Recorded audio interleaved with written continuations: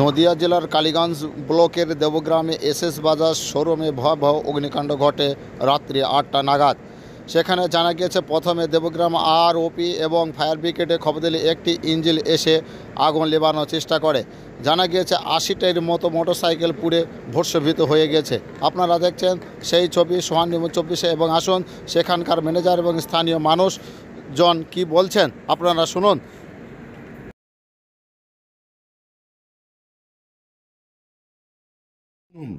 সামনে কিভাবে এখনো আমরা অ্যানালাইসিস করতে পারিনি। ৮:৩০টার সময় শোরুম বন্ধ করে সব স্টাফরা বেরিয়ে যায়। আমাদের শোরুম যে ম্যানেজার হাসারুল জামান মেয়ের জন্য স্থানীয় দোকান থেকে ওষুধ আনতে গেছিল, ওষুধ এনে ব্যাক করে যাওয়ার সময় দেখছে ধুমো বেরোচ্ছে। ও কিছু স্থানীয় লোকের সহযোগিতায় যখন খোলে তখন প্রচন্ড ধুমো এবং প্রচন্ড বেগে আগুন। তারপর ও থানায় খবর দেয়, ফায়ার ব্রিগেডে খবর দেয়। তারপর যা হয়েছে আপনারা দেখছেন, কিছুই নেই, পুরোটাই ধুলিস্যাৎ হয়ে গেছে। কতটা ক্ষয়ক্ষতি হয়েছে? অ্যাপ্রক্স কোটি টাকার ওপরে। কিসের শোরুম? বাজাজ মোটরসাইকেলের শোরুম ছিল এবং সার্ভিস সেন্টার, স্পেয়ার পার্টসের কাউন্টার। কতটা গাড়ি ছিল আপনার শোরুমে? আনুমানিক ৮০ গাড়ি। আপনার নাম? অসীম কুমার পাল। আমরা ঠিক ৭:৫০ যখন বাজে আনুমানিক, তখন আমরা দেখলাম যে দেবগ্রাম আমাদের যে স্টেশন বাজারে বাজাজ শোরুম আছে, শোরুমের একটা সাইড দিয়ে কিছু ধোঁয়া বার হতে শুরু করলো। এমত অবস্থায় তখন আমরা স্থানীয় পাবলিক, আমিও এখানে মার্কেটে ছিলাম আর কি, আমরা তখন ছুটে এসে তাড়াহুড়ো করে শোরুমের চাবিগুলো খুলে দেওয়ার সঙ্গে সঙ্গে যে শাটারের চাবিগুলো খুলে দেওয়া হলো, এমত অবস্থায় দেখা যাচ্ছে পুরো শোরুমটা তখন দাও দাও দাও দাও করে আগুন ধরে গেছে।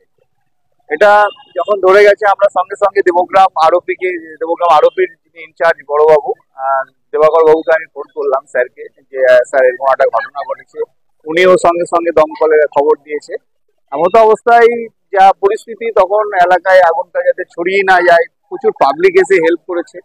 আমরা স্থানীয় মানুষদেরকে আর্জি জানালাম যাতে কোনো রকম মানুষের যাতে ক্ষয়ক্ষতি না হয়। প্রচুর হাজার হাজার মানুষ এসে কিন্তু এখানে সহযোগিতার হাত মিলিয়েছে। অ্যাকচুয়ালি এখানে আমাদের যতটুকু আইডিয়া, এটা শর্ট সার্কিট থেকেই এই আগুনটা লেগেছে। প্রচুর বাইক ছিল এখানে, নতুন প্রচুর বাইক ছিল এবং ওখানে আরো অনেক বাইক ছিল যেগুলো আপনার সার্ভিসিং এর জন্য আছে, সে বাইকগুলো ওখানে ছিল। অতএব একটা বিরাট টাকার ক্ষয়ক্ষতি এখানে হয়ে গেছে।